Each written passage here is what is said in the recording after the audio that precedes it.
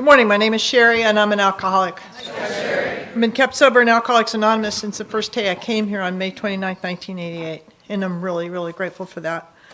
I want to thank Mary Lee. She's been a great host. This is a very well-organized conference in terms of communicating and keeping things going, and just very, very good. I knew it's nice to come to a conference where you know for sure when you get off the plane somebody will be there to meet you. That's not always the case. So I really appreciated that and all of the communication and the great meals. And even though she risked life and limb taking us across the freeway on foot last night, sensible heads prevailed and we came back at the light. And Sue and Linda for hanging out with me. It's been a really nice weekend. I actually was born in Ohio. I had forgotten that until I was sitting here. I really didn't stay long enough to know anything about it, but I was actually born here, which makes you personally responsible for everything that happened to me after that. I also want to thank you for the little goodie basket in my room, which I ate way more of than I should have yesterday. My home group is the Glass House Group in Fort Worth, Texas. My sponsor is Sharon C. from Los Angeles, California. She used to be Sharon B., but she got married. Somebody said she was working her way through the alphabet. I personally think she's stopping there, but I had an unusual early life. Here's what was not unusual about it in this room. I grew up in an alcoholic family. Ho-hum, so did we all. And there was a lot of violence in that family, a lot of stuff going on. And I had my father had been killed early on in my life, and my mother had remarried this really abusive alcoholic man. And he had 3 kids, and it was just, just crazy, like it is in any alcoholic family. Here's the unusual part. I had 2 kind of trajectories to my life. One, which is the one that I was real aware of when I first got sober, is that I was running the streets, and I was, if you grow up in an alcoholic family, you spend a lot of time outside. And I was outside kind of running the streets and doing stuff and, just goofy. I didn't have a clue how to live, and I was just kind of making it up as I went along. And the thing I knew for sure when I was young was that I did not want to be a wimp. They didn't fare well in my neighborhood. And so I wanted to be tough. Now, when you're short and little and a girl and blonde and blue-eyed, it's really hard to be tough.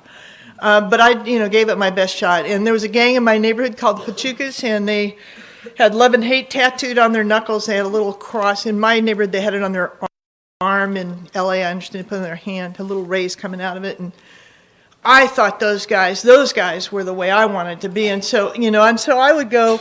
Now, they were boys, they were older, they were Mexican, but I didn't let any of that stop me. And I'd just go, and they'd be, lined up along the wall, and I'd be a few feet down from them, and somebody'd walk by, and they'd go, "Hey, what do you think you're doing? What are you looking at?" And I'd go, "Yeah." And so, and I didn't have tattoos because I didn't know where to get one, and if I'd known it hurt, I probably wouldn't have done it anyway. So I just wrote it on my hands with ink, and when I got here, I told you I'd been in a gang. I don't think anybody but me thought I was in that gang. But at the same time I'm doing all this stuff and trying to be tough and running and stealing and fighting and doing all that, I also there was this woman in my neighborhood named Al, and I found out later Al had failed her driver's test 3 times. And so nobody but me would get in a car with her.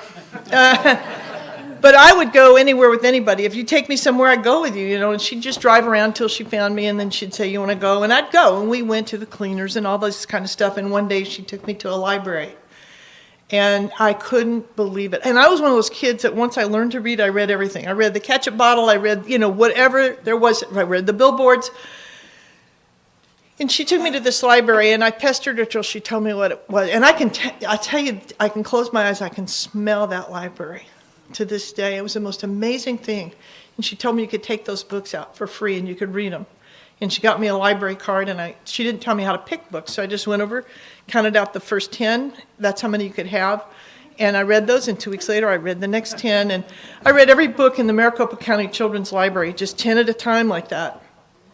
And it was just like a whole nother world. And what I found out was you could read a book and go anywhere, You could go places, you could be somebody, you could have a whole different world. And when things were really awful, I would read a book and I would just go away. And I loved it. I just loved it. So I had this funny little combination. I have already this double life. I'm a street kid and I read books. That did not translate into I was a good student and did well in school. I have to just say that part. Mainly because I didn't go often enough and I've had a few little discipline problems. When I was, so life, I found life very frightening and difficult. I did not want to be here for as long as I can remember until I started drinking. When I took my first drink, it just went like this. It went, it was just like, and you got a little smaller and I got a little bigger and I wasn't afraid anymore for a little while and it was okay to be here. And the problem with that, of course, is it doesn't last. And the other problem with that, if you're young, is it's hard to get booze when you're underage. Even in my neighborhood, it was hard to do. So it was a kind of periodic thing. So we go in, anyway. So kind of you have kind of the picture of that early time, and I loved drinking. I loved it, and I was getting in trouble. Even as a kid, I was getting in trouble with drinking, and I didn't see it as people trying to help. I saw it as people picking on me and giving me a hard time and getting in my way. And, if you talk to me about my drinking, that would be it. I wouldn't see you again. That's it. And when I got a little older, I would just move. Just go somewhere else, start over. Stuff's piling up. But I had a couple of other little weird experiences. I had in high school, I wasn't going to high school. I wasn't the kind of kid that you pick out and say, let's encourage you, I was the kind of kid that most teachers said, you're going to be lucky to live to be 18. And I would think, no, that won't be luck. If I'm lucky, I won't make it to 18. I want out. I just want out. And but this one teacher saw something in me. And I think this is, one of the little angels in my life. This one teacher saw something that nobody else saw. She was my English teacher. She didn't start off to be my English teacher. My first English teacher was this man, and he sensibly was afraid of me and didn't like me and didn't want me around and told me to just not bother coming to class. Just all I had to do was pass the class. He said, just come in and get the work periodically and do it and drop it off and don't get caught not being in class and we'll just call it a deal. And of course, if you're like me, what you have to do is you have to strut in halfway through the class. So the whole class knows you're way too cool to have to sit there. And the teacher knows that you're not afraid of them. And so I would strut in halfway through class and drop my stuff off and pick up my work and leave. And one day I did that and he wasn't there and there was this woman there. And she was the first immovable object. She really ought to be somebody's sponsor. I don't know, but I walked in, she just looked at me and she gave me a tardy slip. And I said, she doesn't know who I am. And I proceeded to explain. And she didn't believe in people not coming to class. And they had traded classes. And she was my new English teacher. And she and I just went to war. And thankfully she won. But at the same time, this woman was the first person to see something in me. And she started talking to me. And she was absolutely wonderful to me. She would let me stay at her house when I didn't have anywhere to stay. I mean, she was very, very good to me. We would go eat. She would buy me lunch sometimes, and I started really, a lot of times that'd be the only class I'd go to. I'd just go to that class, and I'd just come after school and hang out, and talk to her, and I tried to do nice stuff for her. It didn't always work out. She was missing some hubcaps on her car one day, I noticed, and yeah, so I went out and stole a supply for her. So, and she didn't understand that. I don't know. I was trying to do a nice thing, but anyway. So, but she started talking to me about going to college. Now, nobody was talking to me about going to. I wasn't going to high school. I was not on the fast track here, but she got me to take this test, and then she started, showing me, here's where you scored, and here's where other people scored. You're really smart. You could go to college. I'm like, I'm not. Why? I don't even know anybody but you that's ever been to college. Why would I do that? And the way I am, though, is if you do something with me a few times, it becomes a tradition, So I come in. You say, why don't you go to college? I say no, And so one day I came in and she didn't say that. She said, nobody here thinks you could make it in college, and they're probably right. Yeah. I said, I could make it, so. So basically I went to college on a dare. It was a land-grant college. They have to take you if you graduate from high school. And I had no clue how to do that. I had no idea what that was. I just didn't have a clue. And so I just went as I was. I was not, co-ed of the year for darn sure. I had, somebody gave me a button, said, I am a girl, asked me to wear it. I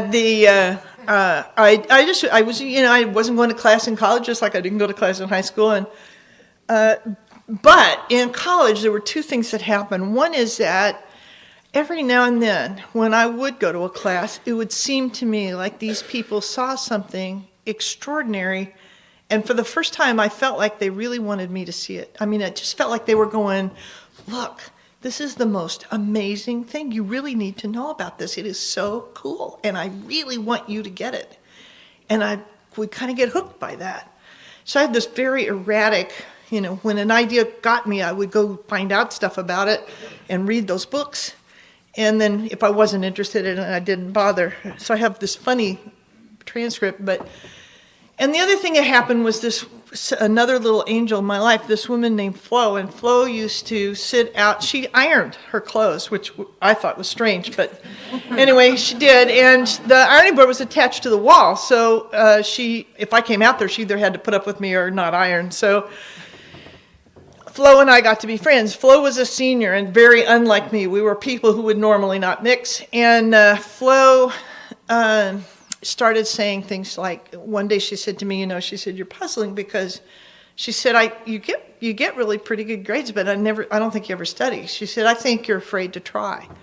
And I told her what I told my sponsor when I came to AA, which turns out not to be true. I said, I'm not afraid of anything. And she said, I think you ought to just do this. She said, just secretly pick something and do your best. She said, nobody else needs to know, but I think you need to know. And just secretly pick this one little thing and just do your best. And I did that. And then this magic happened. It was the second best thing that happened to me after drinking. And that is, it felt like I always had these images in my head, and I found out I could put words around them, and I could put them up here like this, and I could make something new. And I thought, if that's what you do in college, I'm staying. I loved that. And so I continued in college one day at a time for a long time, and I got a whole lot of degrees, including a PhD. They make you leave then. They call that a terminal degree. You're supposed to go, and they pay you to go to college. If you can live on not very much, and they pay you. And nobody cares if you drink in college as long as you get the stuff done. I mean, you can be falling down drunk, and they just don't think you do that. I mean, there was a student in my class who literally fell out of his chair in class. So I started asking people, I said, did you guys have this guy last semester? And they said, yeah. I said, do you ever notice anything strange? And this one guy said, there's a time or two I almost thought he'd been drinking. I thought, duh. I was completely wasted every time he came to my class. So it's quite possible to drink while going to college. And I did, and I continued to, and by the time I was in graduate school doing these things, I knew there was something really wrong, and I had no idea what it was. And I'll tell you, if you had said, I think you might be an alcoholic, in fact, people were saying that to me, and I was saying no, and if you'd hooked me up to a lie detector, I would have said I am not an alcoholic, and that needle would not have moved. And the reason is this. Here's what people were saying to me about alcoholism. They were saying, you're an alcoholic, you drink too much. If you just stopped drinking, you'd be okay. There's a lot wrong with that statement. First of all, I never drank too much. I don't know about you, I never said, God, that's just too much. I just drank too much. It always felt to me like I couldn't quite drink enough. It just felt like maybe one more drink, would have done it. One more drink, maybe I would have been there. One more drink, I would have been back where I used to be able to go. I never felt like I had too much. I just always felt like something happened that was too soon. And the other problem with that is the idea that if you just quit drinking, you'll be okay. Because I tried that grand experiment. I quit drinking. Here's what I'm like when I quit drinking. I quit drinking. For a little bit, I feel really good about that. Not drinking. I'm through drinking. I'm not drinking. I'm a non-drinker. I don't drink. I'm not drinking. And then a little bit, it's like somebody starts winding up a spring in my chest, and now I'm not drinking. And I'm fine, and there's something wrong with all the rest of you. And the lights are too bright in here, and that guy shouldn't be dressed that way. And for crying out loud, get away from her and shave your back. Jeez! And this is just a goofy bunch of people. And I take a drink, and he goes, now, does that sound to you like if I stop drinking, I'll be okay? No, it didn't to me either. And people would tell me that, and I just think, you just don't know. And I thought, and I was having trouble around drinking. I was having the kind of trouble we all have, where you wake up and the cop's got a flashlight in your face, you don't know where you are, you don't know where you've been, you don't know what you've been doing. It's very hard to answer all the questions they want to ask you under those conditions, and I don't know doesn't seem like the right response. They ask you stupid stuff like, who threw up on this church lawn? And you don't want to say, I don't know, I just got here, you know.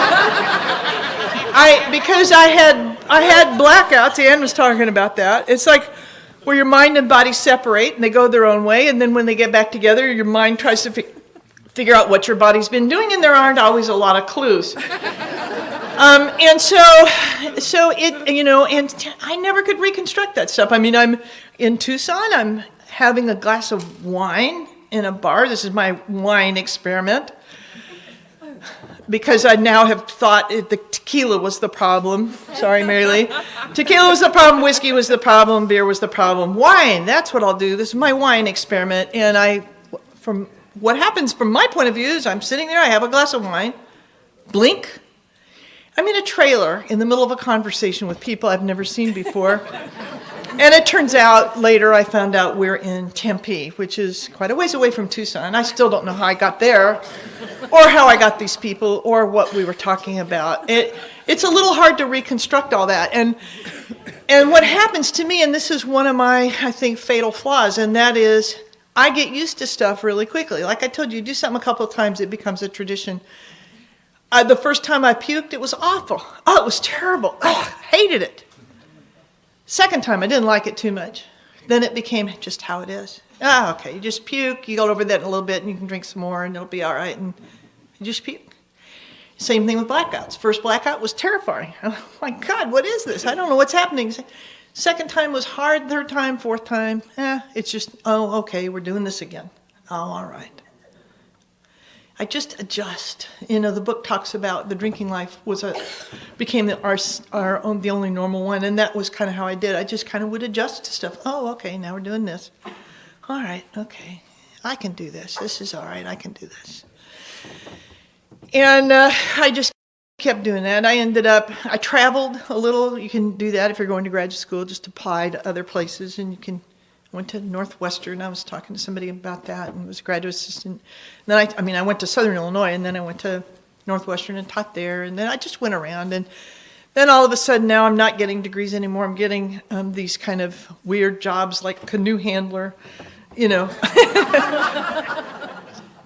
Doesn't take a lot of degrees, but they don't ask a lot of questions either. And periodically I would be sober and I'd try to kill myself, and it was just really a mess, and I didn't know what the heck was going on. I didn't know what was wrong. And in one of my finally I moved to Texas for graduate school, and in one of my experiences there, now at this point I was having this really terrifying thing where alcohol wasn't predictable anymore, and I never knew for sure what was going to happen. I'd take a drink and I don't know what's going to happen next. I can tell you what happened on a lot of other occasions. I don't know what's going to happen on this occasion. Sometimes I just keep drinking. Sometimes I black out. Sometimes I pass out. Sometimes I stop. I don't know what this day is going to be. It was just like Clancy says, just, you know, spin the cartridge and put the gun to your head and see if this one's going to be the one that blows your head off or not. And I also had this experience that I had never had before, where I would keep drinking, but my mind would be sober. I think Ann talked about that, where it was horrible. It was awful. It would just like stay black and dead and awful inside. And during that time, I would just do whatever you had. If you walked by and went like, I would just go, what was that? Sometimes I'd go, what was that? just depending on what it was. And I just, it was just like anything. And finally, this person in graduate school is a very religious person, and she started talking to me, and she said, God hates you. That's why you're having these experiences. God hates you because of your sexual behavior, and that's the problem. I thought, okay, fine. So I got married. That'll take care of that, Now, I don't know why he married me, and I never really thought past getting married. It was not like I wanted to be married. I'm just trying to get God off my ass, and then the next day, there he is, And we went through a difficult period, and I ended up getting pregnant, which was absolutely never on my radar. And this whole time, I'm thinking, now I believe in God, and I'm thinking God's getting me. God's just going to tear me up. Figure God is going to punish me, and there's going to be something wrong with the baby, So I quit drinking, I quit smoking, I went on this nutrition I was a complete insane person. And I'll tell you, that husband is the first person who ever correctly diagnosed my problem. He said, you have a non-drinking problem. He said, you are nuts when you aren't drinking. He said, he brought me a bottle of wine to the hospital. He said, please drink this, He was the first one who got it right. I had a non-drink. It's what happens when I'm not drinking that's the problem for me. If drinking was a problem, I could just quit drinking and be okay. When I quit drinking, I am not okay. And anyway, so that was just a mess, and nothing was getting any better. Clearly, marrying him didn't make anything any better. And now I had another problem because before that baby was born, I thought, the problem's going to be I'm not going to care about him. I had a dog that got killed when I was drinking, and I didn't bother to go see about him. And I thought, that's how I'll be. And I had been from this violent family and this violent neighborhood. I'd been a very violent person, and so I thought, I'll hurt him. I'm afraid I'll hurt him. And so what happened was every time I would be angry at all, I would just hand him to whoever was close by and say, just please take this baby. I just did not want to hurt him. And I wish I could stand here and say, and I never hurt him. But the fact is, he was 6 years old when I got sober. And when I would raise my voice, he would run and get in the tub, cover his head because he was so frightened. And I never wanted him to have that life. I did not want that for him. And it turns out, as the book says, a mere philosophy or code of morals is not enough. It is not enough in the face of alcoholism. And that little guy, I have a picture of him when he started school before I got sober. And already at the age of 6, he has these little dead eyes and this little grim face. And I didn't want to be like that, and I had no idea how to do any different. I didn't know what was wrong. I knew it wasn't alcoholism. That's what everybody kept saying, but clearly it wasn't alcoholism. Quitting drinking doesn't fix anything for me. And so I thought, I drink. I have this drinking problem. I occasionally drink what you consider to be too much. And I'm crazy. I think that's what it is. I'm just crazy. And I thought, the best thing for everybody would be just to kill myself. I had tried that before, and obviously not successfully. And I thought, that's the best thing. And I had this problem where I believed that God wouldn't let me die because I had tried and failed. And I have to tell you, if you're new, I thought I was having these conversations with God. God is not speaking to you through the heater vent. And these experiences you're having that you're calling spiritual experiences are most likely hallucinations. But I didn't know that at the time. I hadn't been to AA, so I'm thinking I'm talking to God, and I think that me and God have a deal that if I try everything everybody suggests and prove it doesn't work, God will let me die. And here's the really weird part, is during that little period of time, I met somebody who was in AA, had a lot of time in AA. It was the father of a friend of mine. I found out that her sister started talking to me about ACA, which I'd never heard of, which I didn't want anything to do with either. But I had this deal with God. I said, how many times you go? She said 6. I went once, and this woman gave me a tape. I didn't know what the tape was. I wasn't there to get help. I was there to cross it off my list so God would let me leave. And somebody else said, I think you're in danger of suicide. I think you ought to go see this counselor. The counselor was there one semester on campus. I went to him because he was free. It turned out he specialized in alcoholism. I had no idea. It's just amazing. It's like all I did was just turn my face in this direction, and all this stuff happened. And so I had, and of course, you lie to them. But if you just do demographically, like who who was a part of this family and how many of them are dead. That pretty much tells them something, you know. And so anyway, so I've got this tape this lady gave me. I don't know why she gave it to me, and she says she doesn't either, but I have this tape. I don't know what an AA tape is. And I do contempt prior to investigation. If I don't know what it is, I don't like it. You know, that's just, you know. Mary Lee was telling me about this Buckeye candy. My first response in my head is, I don't like Buckeye candy. I've never had it. And it turns out I do like it. It's chocolate and peanut butter. What's not to like? But my first reaction to anything I don't know about is I'm not going to like it, or I don't like it, or I wouldn't do that for anything. And so I have this tape. So I'm like not going to listen to it. I mean, who cares? It's some lecture on alcoholism. I don't care about that. I don't want to hear what they have to say. I don't want to listen to it. Then I have this other problem. I can't stand not knowing stuff, you know. So I have these two guys, and every time I get in the car, they go, there's that tape again. Wonder what's on that tape. Wonder what's on that tape. I wonder why she gave me that tape. The other guy's going, who cares? I don't give a damn. I'm not listening to some lecture on alcoholism. I don't want to know about it. You know, Finally, one day, just to shut him up and put the tape in. And it was a story of June G. from Los Angeles, California.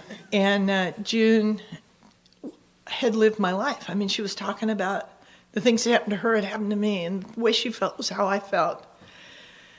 And she had that same deal I had, where she'd kind of been this street kid, and then she'd gone to college and been a lawyer and felt like she didn't fit. And at the end of that tape, she talked about how she came to you, and she was an alcoholic. She talked about at the end of that tape how she wanted to be who she was. She wanted to feel the way she felt. She wanted to look the way she looked. And I thought, that will never happen for me. It was the only person I ever heard who was just like me. It was like she was sitting in my head.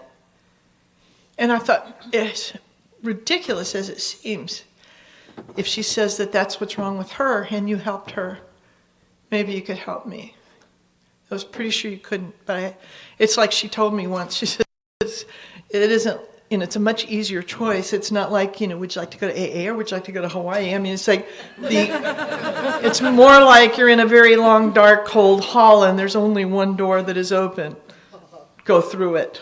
And so I came to AA. I came with the only attitude I ever had, which was not good. I did not come here saying, oh, please help me. I came here with my arms folded, staring and glaring at you, trying to keep you away from my personal bank of chairs. And making sure that you knew that I didn't need you. My sponsor later explained that people who don't need us don't come here. They just stay out there, you know, and they're just fine out there by themselves. But I missed that. So anyway, so that began my adventure in Alcoholics Anonymous. And I used to wear this beat up old cowboy hat that I pulled clear down over my face for 3 weeks. When first 3 weeks I came to AA, sitting in the back, glaring. And after those 3 weeks, I took the hat off, and they thought I was new. Nobody had ever seen my face, you know. And I was not the skyrocket to stardom in AA. I had to pretty much learn everything from scratch. I was thinking about that this morning, and I was thinking about how immensely grateful I am to you for so many things. Everything I know that's worthwhile, everything I know that's good, I learned here. And you taught me everything. I mean, you didn't ever tell me I was stupid for not knowing something. You didn't ever say, I remember this one time I called, June became my sponsor, and I remember this one time I called her, and I was so embarrassed because I have all these degrees, and I have a meeting at my house every month for the people I sponsor, and one of the people I sponsor was a shoe salesman, and she said, you wear the wrong size shoes. I was mortified. Now, the fact is, I had no clue how to pick out shoes, and what I had done my whole life is I just walk in and get some shoes. You know, just go get some shoes and get out of there. Because I don't like to be in situations where I don't know what to do and I don't know what's going on. So I just get shoes as fast as I can and go. And so, yeah, sometimes they were too big, sometimes they were too little. You'll get used to it. Just put them on, you know. And she said, your shoes are, wrong size shoes. Well, I don't want to tell my sponsor. I have all these degrees. I don't know how to pick out shoes. So I wait till it's really about to kill me because I'm keeping a secret. And then I called her and I said, this person I sponsor says I wear the wrong size shoes. And you know what she said? She didn't say, you're an idiot, you've got a doctorate, what do you mean you don't know how to pick up? She said, how would you know? She said, they cover that in any of your graduate classes? No? But we cover it at AA. We'll help people with anything they need to know, and we don't think they're stupid for not knowing it. When I was about 3.5 years sober, this is how I got June for a sponsor. I had a sponsor who actually went back out, and I was one of those people, I just call her. If she's gone, I wait, and which is fatal, by the way, if you're new. Don't do that. But I only identified with that one person. I just identified with June, and then there was this one other person who was helping me. And so what happened was I went through what a lot of people do, the sponsor of the day, where you ask somebody to sponsor, you never call them, that kind of stuff. And I'm not doing so great. And I had another sponsor, the step Nazi, who had dragged me through the steps. And so I was doing a little bit better, but not about 3.5 years sober, it seemed like they took away all of the people I used to feel connected with and brought in a whole bunch of other people that I didn't. And it just seemed like everything changed. It seemed like maybe it was running out. And I thought, I guess it's just like everything else. It just runs out after a while, except that this just lasted longer than most stuff. And I guess it's over. And I called the person, a person that I knew who had about 12 years in the program, and I actually told her the truth. I said, here's what, I'm dying. I'm getting black inside again. It's getting dark and cold inside again. This thing is just not working. I don't know what to do. And unfortunately, this was somebody who didn't understand the power of Alcoholics Anonymous. And she did what people had been doing when I first got here, which is they were afraid I was going to hurt myself or somebody else, and they kept trying to send me somewhere else. And this woman said, she said, you've had this traumatic life, and you're really just too screwed up for AA, and you need something more advanced. You need to go to therapy. It was like a door slamming. If you couldn't help me and if you didn't want me, I had nowhere to go. And so I thought, well, I think the only option available for me is to kill myself. I went to one more meeting. Please, if you're new or not new, always go to one more meeting. Create a space where something can happen. And at that meeting, nothing was better. By the end of that meeting, I wasn't any better. I walked out of that meeting. I walked past my former sponsor, the step Nazi, in the parking lot, and she looked at me and said, I'm tired of watching you die. Why don't you call? And I said, I called somebody, and she said, I'm too screwed up for AA, and I need to get some other kind of help, and I just don't think this thing's working for me. And she said, well, why don't you call June and ask her if AA's enough? And June was the one person who had a more traumatic life than me. It was easy to, see. And I called her, and she did this magic. I mean, here's this person. She's got kids. She's got a husband. She's got a job. She talks a lot. She doesn't know me from Adam. And she talked to me like she didn't have one other thing to do in the world. And she told me some stories. And she said, if you're going to kill yourself, I'm going to hang up. But if you're willing not to kill yourself, I'm willing to share my experience, strength, and hope. And she talked to me for quite a while. At the end of that conversation, she said, you think you have deep psychological problems, but you don't. She said, there's really only one thing wrong with you. You're selfish and self-centered, and you seem to have a really bad case of it. I had never heard that idea before. It turns out it's all through the big book, but I had missed it. And then she did what you do. She told me what to do. She said, go to a nursing home, visit somebody if you know them or not. Go to a meeting. Instead of listening for what you can get, listen for what you can give. Find somebody who is short on money, slip them $5 when they're not looking. She said, just do nothing but see what you can do for other people for 3.5 days and then call me back. And I did that, and in 3.5 days, I was better than I'd ever been in my whole life. It turns out I'm not that complicated. My deep psychological problems are really just a matter of losing my place. And the funny thing is this is the cool thing about Alcoholics Anonymous for people whose main problem is that we're self-centered, is the one place I can't think about me and listen to you is AA. I can do that anywhere else. Other people can talk to me and I can still be thinking about me, but somehow there's something about you that when you're talking, I'm just with you. And I get a little break from me. That was a real turning point for me, and June became my sponsor. And for 12 years after that, June began to teach me what self-centeredness looks like in a life. And it is amazing to me how deep the roots are. I mean, it is just a deeply rooted thing. And little by little by little, she started showing me the actions to take to begin to move from self-centeredness to God-centeredness. And it wasn't about, becoming religious or, levitating off the ground. It was really much more practical and simple than that. It had to do with, first, I went back through the steps and truly cleaned up stuff. And then it was about continuing to clean up today's stuff, because I still, had the same remnants of my old attitude. Fear just kind of ran through my life. I didn't see that for a long time. I was 7 years sober before I actually did a fear inventory, because I didn't see fear. And the reason is because fear in me didn't feel the way it looks on you. Fear looks, I thought fear looked like, that's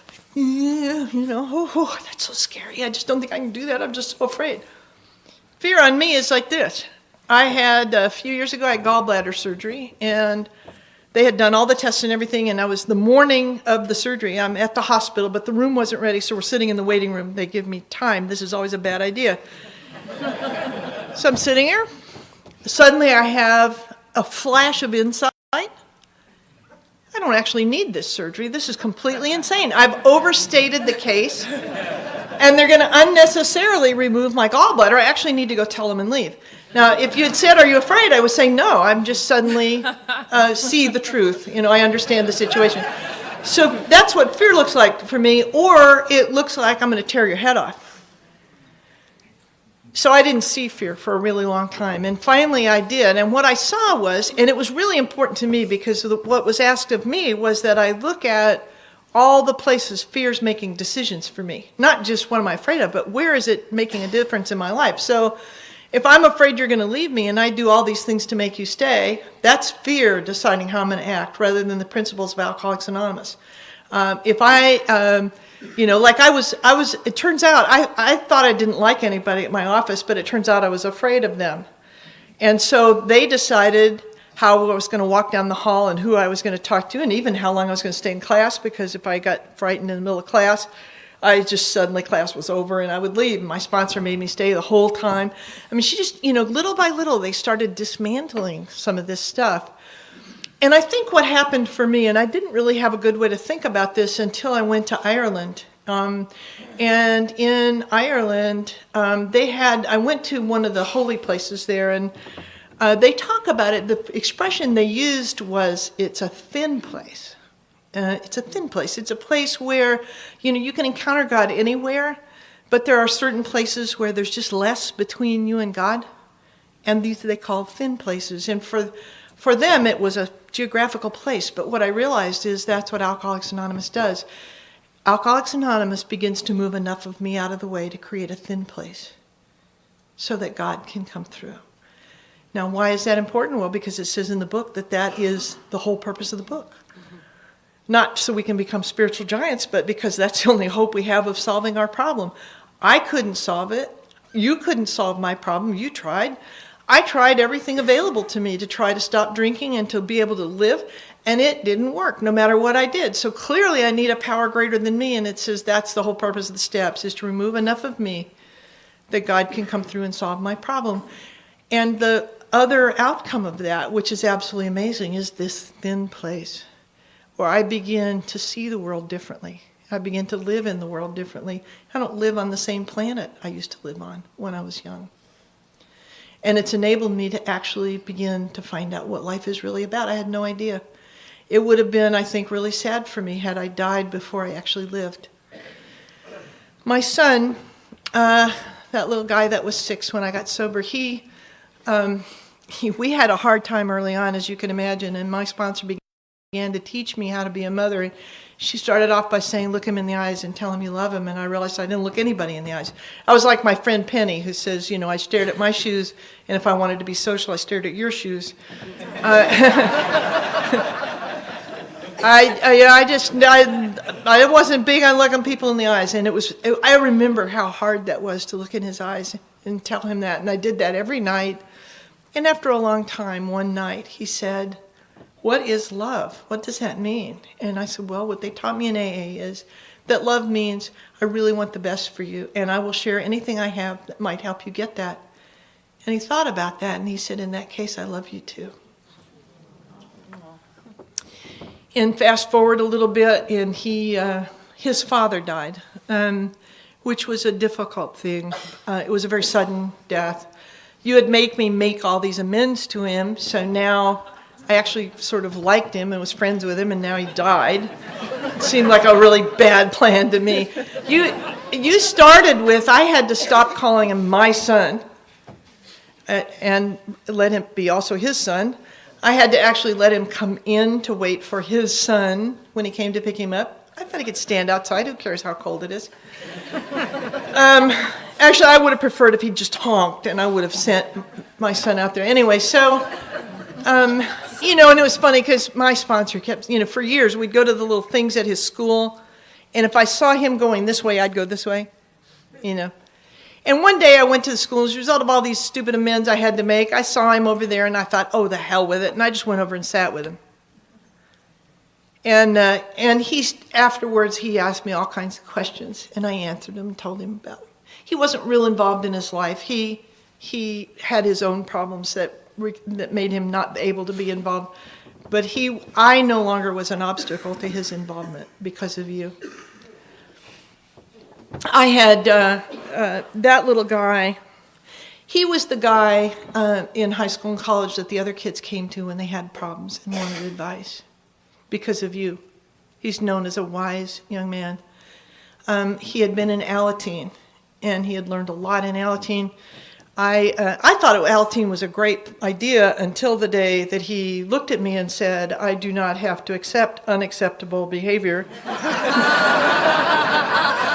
I'm going, "That's it for you, no more Alateen. That's bad stuff over there."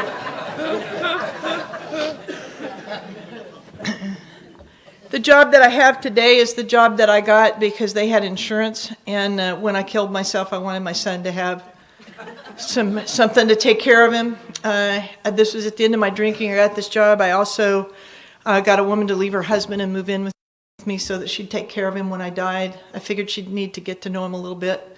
Then I put it in my will so she'd feel guilty if she didn't do it. And it took years for that woman to be willing to accept my amends. Years. She was one of the toughest ones because I still ran into her or ran into people that we knew mutually, and she would not. She wanted nothing to do with it. And she's the one whose father was in the program. But finally, a few years ago, we were at an event at the same time together, and she was able to accept that amends, and we were able to move on, and it was a great relief to me. There's something about when they don't accept the amends, I can still be free, but there's still something sort of tying me to them, and when they do, there's another kind of freedom that happens. Anyway, that little guy went on, and there's sort of a whole bunch of, obviously, of iterations through this. I was trying to be someone else. I was trying to be the mother I wish he had. And so I would do things like I would stand outside the school and with the other mothers, and I would listen, I would eavesdrop, and they'd say something like, "Oh, yes, my son and I are going to go home today and bake cookies." And I'd go, Matt would come out, and I'd go, "Matt, we're going to go home today and bake cookies." And he'd look at me like, "What's that?" And they would cook him a home-cooked meal, and I told my sponsor, I said, "Don't actually know how to cook. I'm not really very good at that." She said, "Take him to the cafeteria. Yeah, they have good food there." And so when my son was hungry for a home-cooked meal, he'd say, "Let's go to the cafeteria." But I still felt like I was living this phony life. I was pretending to be this. And he'd come home from his dad's, and he'd say, "My dad was telling me about this game they played when he was young, and they played this game, and it went like this, and then they had this overnight, and then they did this other thing. What did you play when you were a kid?" And I'm trying to think of one thing that I could tell him. And, I can teach you to make a zip gun. But, Nothing I really wanted him to know. And so I just kind of go, oh, not really much. And I just change the subject. And when I was about 7 years sober or so, it felt like there was just like plexiglass between me and him. It was just like something, we weren't quite. And I talked to my sponsor about it. And June had little kids. She didn't have that experience. She said, I don't have that to share. But she said, what you do is ask God to make you a ready student, and then a teacher will appear. And keep going to AA where the teachers are. And so finally one day I was at a conference, and Bob and Gloria D were there, and they had that experience. And so I asked if I could talk with them. And what they ended up telling me ultimately was that I owed him amends for keeping him out of my life. And that I was going to have to tell him about my life. And I said, I can't do that. He will hate me. And they said he might. But they said, you're going to lose him one way or the other. And who are you? They said, who are you to decide? They said, God is either everything or nothing. Who are you to decide that these parts of your life were not okay with God, and then these parts of your life were? Oh, man, I didn't want to tell him. Oh, it was so hard. I had grass and flowers in the house. I looked like I didn't want him to know. And so one night we were driving up to Walmart to get something. And the nature of our relationship, I had a Camry, pretty big car. There were two people in it, me and him. I was driving, he was in the back seat.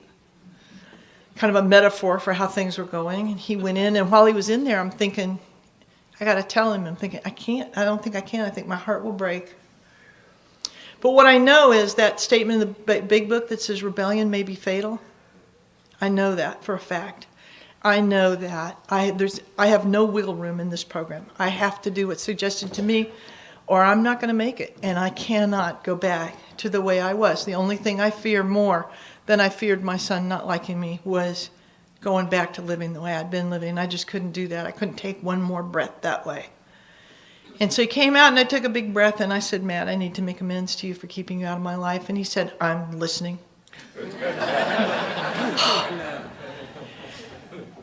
And I said, I can either just kind of tell you kind of the major things right now, or I can give you a tape. I was hoping to go for the tape.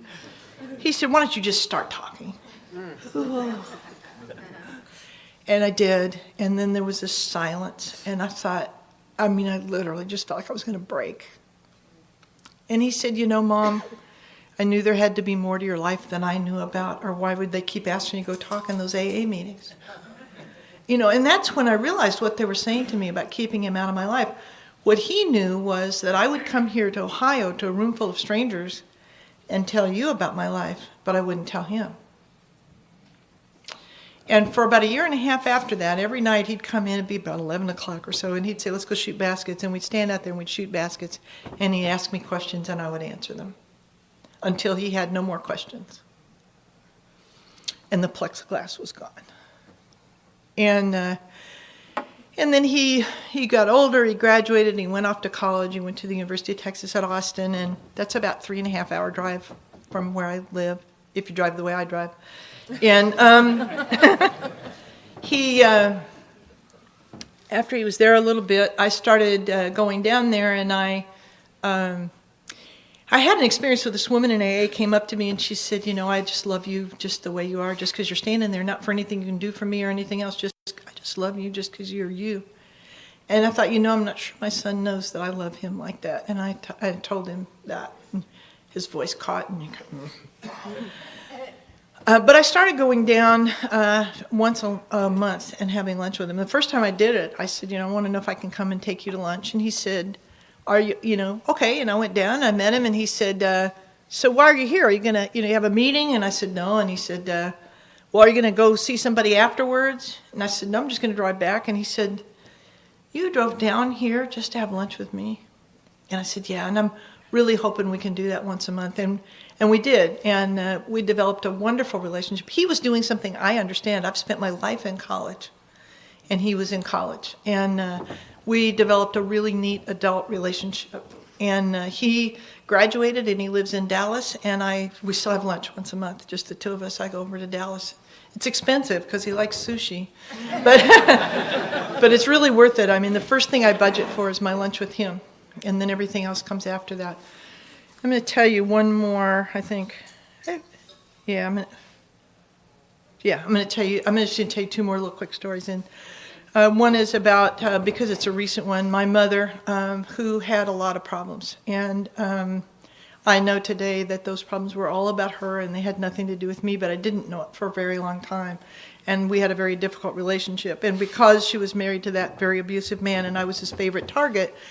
When I left there, I left, and it was just, I don't want to come back, I don't want to see them, I don't want anything to do with them. And when I got sober, my sponsor thought I should let them know where I lived, which I thought was a terrible idea. But I did that, and then I got a letter from her, which freaked me out, and then I ended up having to do a whole inventory on my mother. And then I had to start making these amends, and so that began kind of this process, and gradually, things started. Now, I want to say, amends don't change the other person. My mother did not change until toward the end of her life. They gave her some really good drugs, and she got kind of mellow. But nothing changed because of the amends. But what changed was me. And I remember the first time I actually went to go see her, and I really didn't want to go. And I was really still really, I think, frightened. And I got there, and the very first thing I noticed was how small she was. I always thought of her as this great big person, and here she was, this little lady. And the funny thing is, the first thing she said to me was, "You're so tall." And I wanted to say, "And you're so small." You know, how did that happen? And I got her a cat and some stuff for her cat, because she'd always liked cats, and that was kind of the extent of it. And then I got her a computer, I started sending her emails, and I'd send her jokes, and then she could send the jokes to all her friends and be the joke lady.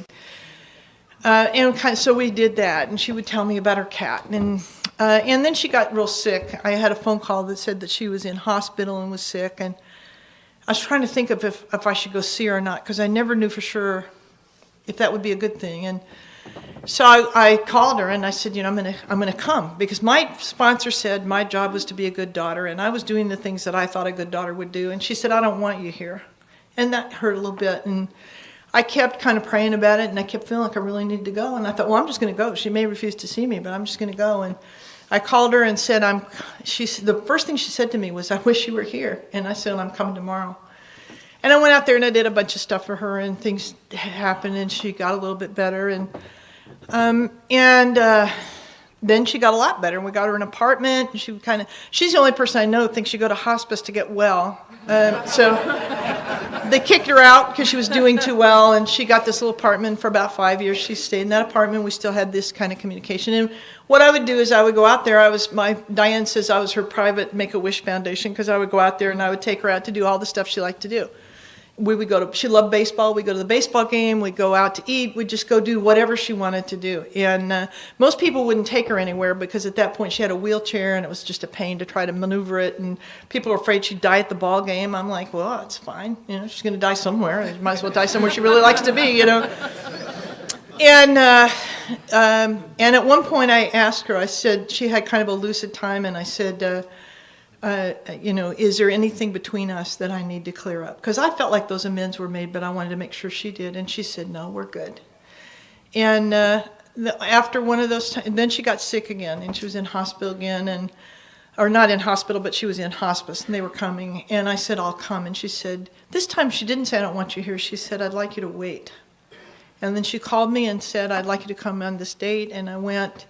And we did that whole Make-A-Wish thing again, and I did all the stuff she wanted to do. I left her with a book to read and went home, and the next day they called and said she had died. And I was like, I was just there yesterday.